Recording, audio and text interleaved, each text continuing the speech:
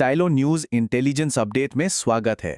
ये कार्यक्रम आपके लिए लेकर आया है प्रोवेव एआई, जो स्टाइलो इंटेल ऑप्स यानी एआई संचालित ओपन सोर्स इंटेलिजेंस प्रोग्राम और स्टाइलो न्यूज दोनों के ही डेवलपर हैं। तो आज की इस रिपोर्ट में हम किन बातों पर गौर करेंगे? सबसे पहले एक बदलते भू राजनीतिक परिदृश्य को समझेंगे, फिर नार्को नेटवर्क के युद्ध क्षेत्र की हकीकत देखेंगे, इसके बाद एक विवादास्पद सैन्य कार्यवाही और उससे पनपे क्षेत्रीय तनाव पर भी बात करेंगे, और आखिर में पेश होगा पूरा इंटेलिजेंस अपडेट। तो चलिए शुरुआत करते हैं एक नए भू राजनीतिक परिदृश्य के साथ।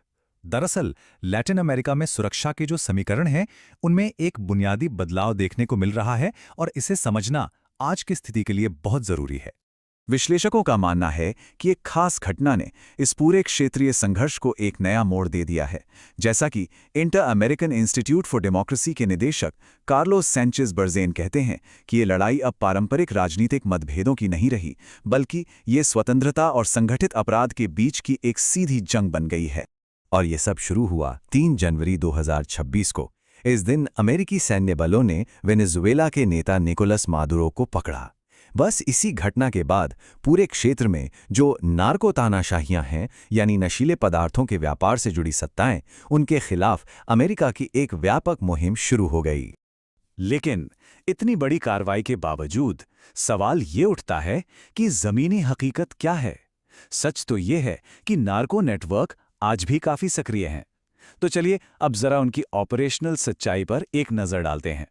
ये नक्शा मध्य अमेरिका की तस्वीर साफ करता है।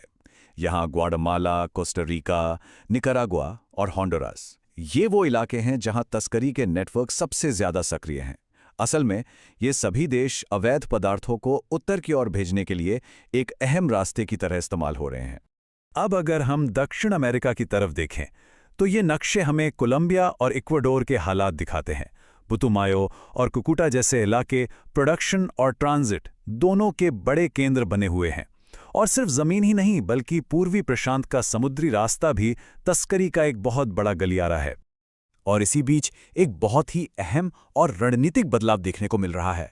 वो ये कि मैक्सिकन कार्टेल अब ग्वाटेमाला में यूक्रेनी स्टाइल की ड्रोन तकनीक का इस्तेमाल कर रहे हैं। ये संगठित अपराध के लिए वाकई एक बहुत बड़ी तकनीकी छलांग है, जिससे उन्हें निगरानी करने और हमला करने की नई ताकत मिल गई है। तो इस बढ़ती चुनौती पर अमेरिका की प्रतिक्रिया कैसी रही है? यहीं से कहानी का तीसरा हिस्सा शुरू होता है, जो एक काफी विवादास्पद सैन्य जवाब पर केंद्रित है। संयुक्त राज्य अमेरिका ने कैरिबियन और प्रशांत दोनों ही क्षेत्रों में अपने सैन्य हस्तक्षेप को काफी तेज कर दिया है, और ये कदम विवादों से घिरा हुआ है। इन कार्रवाइयों का एक मानवीय पहलू भी है, जिसे नजरअंदाज नहीं किया जा सकता। आंकड़े बताते हैं कि सितंबर 2025 से अब तक तस्करी के शक में जहाज़ों पर हुए अमेरिकी सैन्य हमलों में 177 से ज्यादा संदिग्धों की मौत हो चुकी है। इन हमलों को लेकर कानूनी और राजनीतिक दोनों ही खेमों में राय बटी हुई है। एक तरफ अमेरिका का पक्ष है कि ये हमले विदेशी आतंकवादी संगठनों के खिलाफ आत्मरक्षा में उठाए गए कदम हैं, तो दूसरी तरफ आलोचकों का मानना है कि ये न्यायेतर हत्याएं हैं, क्योंकि इनमें किसी भी तरह के तत्काल खतरे का कोई साफ सबूत पेश नहीं किया जाता। अच्छा, तो इन सैन्य कार्रवाइयों का कूटनीतिक और राजनीतिक असर क्या पड़ रहा है? चलिए अब इस विश्लेषण के चौथे हिस्से में इसी पर बात करते हैं, यानी क्षेत्रीय तनाव और आगे का नजरिया। इस मामले में कोलंबिया के राष्ट्रपति गुस्तावो पेट्रो की तरफ से एक कड़ी चेतावनी आई है। उनका साफ कहना है कि लैटिन अमेरिकी नेताओं पर अमेरिकी दबाव अमेरिकी प्रभाव के ही खिलाफ एक क्षेत्रीय विद्रोह को हवा दे सकता है। और ये तनाव सिर्फ देशों के बीच ही नहीं है, अंतर्राष्ट्रीय और क्षेत्रीय संगठनों में भी इस पर अलग अलग राय है।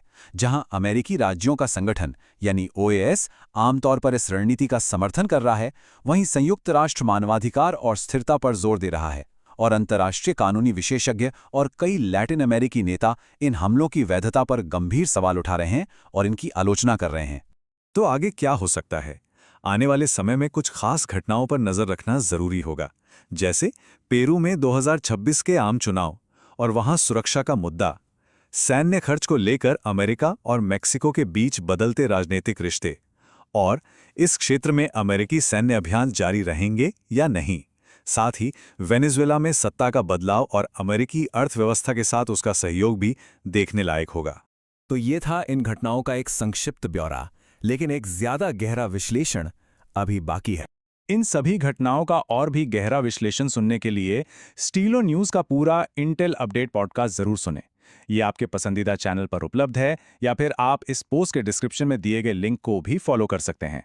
इस अपडेट में शामिल होने के लिए धन्यवाद। AI तकनीक पर आधारित ऑन डिमांड समाचारों के लिए आप www.stylonews.com पर जाकर स्टाइलो न्यूज़ को सब्सक्राइब करें